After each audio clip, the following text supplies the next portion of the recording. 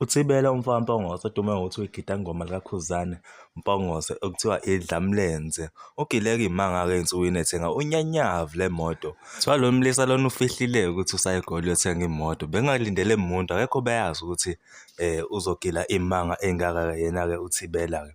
Ubhalile uKhuzani emhalalisela ngokuthenga lolu nyanyavu le moto. Kube sekuvela okuningi okwenziwa uyena-ke uThibela.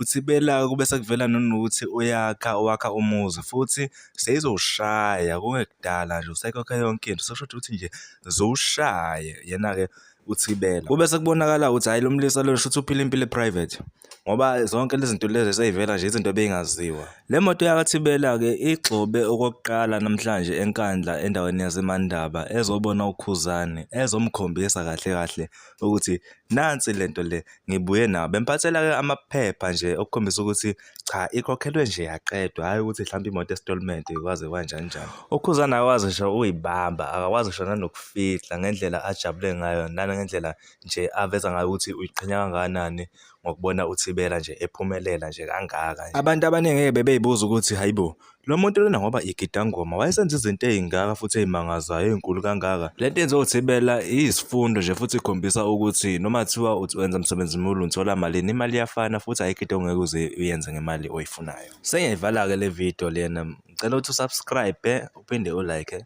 Ngiyabonga.